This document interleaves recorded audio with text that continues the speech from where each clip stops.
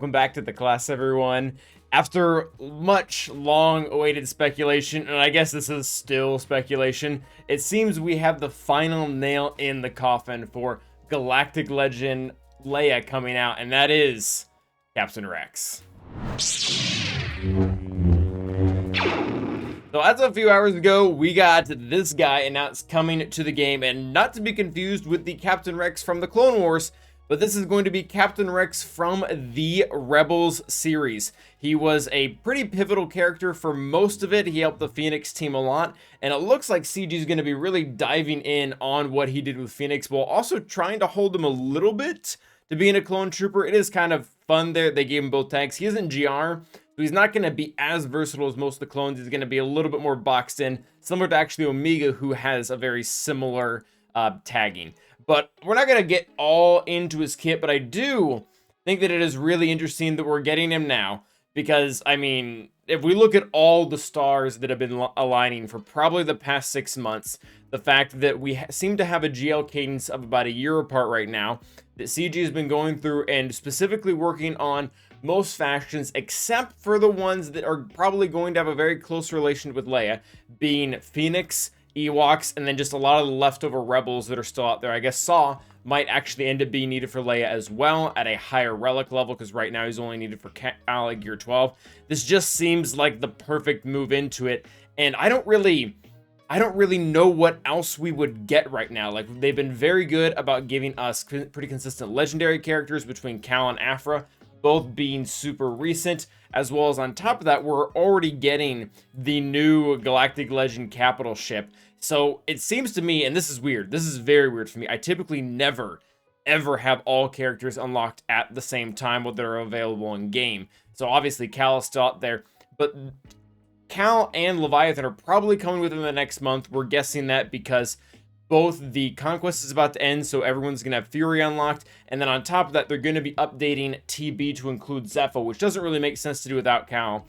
So there has to be something else coming, and I really can't think of anything else that would make sense other than a Galactic Legend. And what Rebel Galactic Legend was also on the Battle of Endor with our good friend Rex himself, but other than Leia. I mean, I guess they could probably do a Han, but we have so many good Hans in game and so few good Leias in game, it really seems like the motivation will be much higher to go all in on her, and especially, we have a really good CLS-led Rebel team right now, but it also hasn't really been updated since JML came out, so there seems to be a huge opportunity to be able to do that there. So I think that's really the first thing that needs to be addressed. This is probably the first of a few other characters that are going to be required at a high relic level, and then she'll probably get released whenever the third character either is put in a marquee event or goes into shipments or something like that. Very similar to how they did the Jabba release and the 3 characters that were required for him. So really exciting time. I'm guessing that is where it's going. I really can't think of why it wouldn't at this point, especially we're due for it. And on top of that, like I've previously mentioned, a lot of the characters that nobody has geared up right now, Ewoks, Phoenix, a lot of those leftover rebels like Bodhi or Lobot, they do have a slight connection to Leia in a similar sense that maybe Chrysanthemum had one to Jabba, and or Sith Marauder had one to Sith Eternal Emperor. So definitely a lot of wiggle room there for them to be able to pull this together. But overall, his kit looks okay. The one thing, and I guess we'll probably start there, his basic, his specials, they all look pretty good. Nothing maybe super important to really talk about them as far as they go. Actually, it looks like there's only... Oh, he does have 2 specials. Yeah, he has 2 specials. What really does seem to we need some answers on, we'll probably get this around the time this video posts, so that'll probably be in the comments somewhere. But as it stands right now, his unique looks decent on its own, and I guess we'll go ahead and read it. Whenever any other Phoenix ally uses a special ability, Rex assists dealing 40% less damage. And whenever a clone trooper falls below 50%, they recover whatever and gain defense and tenacity for 2 turns. Whenever a clone trooper or Phoenix ally is inflicted with a debuff, Rex gains 5% turn meter per debuff, and all allies recover 5% health and protection. This is pretty good on its own. It's really okay-ish in the modern meta. I wouldn't like anything to, it's not really anything to write home about. Then you start to look at the other things that it does in Grand Arena, where it starts to add 25 speed, 60% max health. It's a huge boost, and 30% crit damage. It starts to look really good. But one of the things that's currently unanswered And this is going to really change where the Phoenix team is going to fit in the meta, because that's where what he's meant to do. Is when we look at Hera's lead, as it currently stands, it really only does like 2 things. And one of those 2 things is each active Phoenix ally grants their unique ability to other Phoenix allies. And given the team is super old, most of this is just super underwhelming.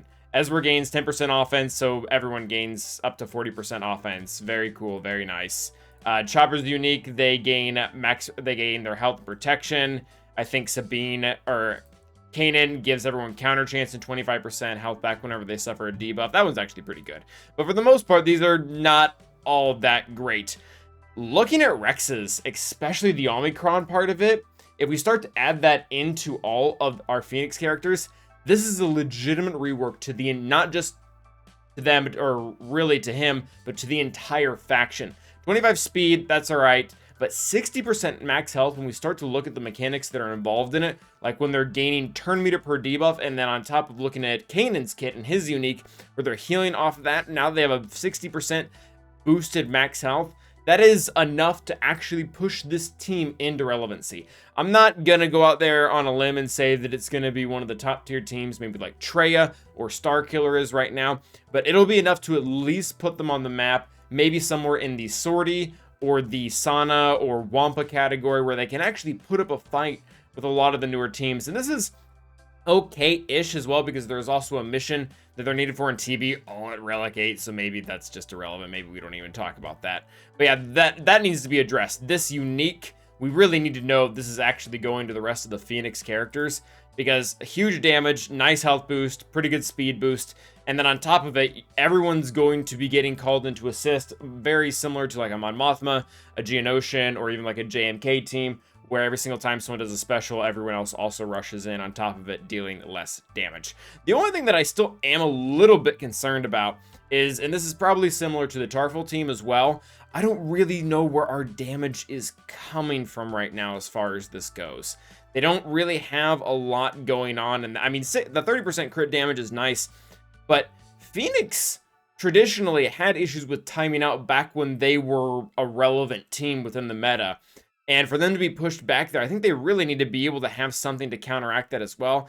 And right now, I don't think 30% crit damage is enough to do that. And they're not going to get any like max health damage that I know of. I mean, Hera has an exposed that's okay-ish, but yeah, I mean, Ezra and Sabine's boosts aren't getting better, and I'm not even quite sure who you leave off the team at this point. Maybe you just go all in on the max health benefits and forget Zeb, because if I remember correctly, his is entirely tied to like protection gains, max and equals. Oh, oof. Yeah, maybe you don't drop Zeb actually, as bonus max protection equal to 40% of his max health. So if that's getting boosted, you're probably gonna want this on top of it.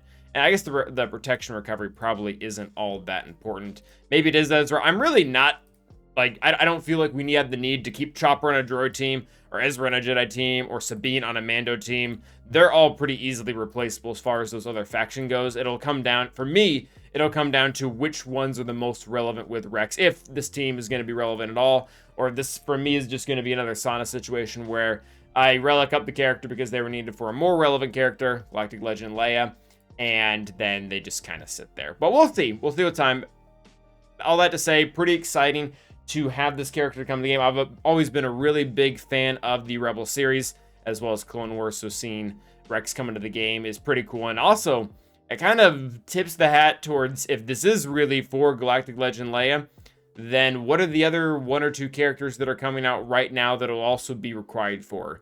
Maybe it won't even be a character. Maybe it'll be a ship. It will be the infamous shit that we've all been waiting for, but only time will tell. Thank you guys for watching, and as always, stay awesome.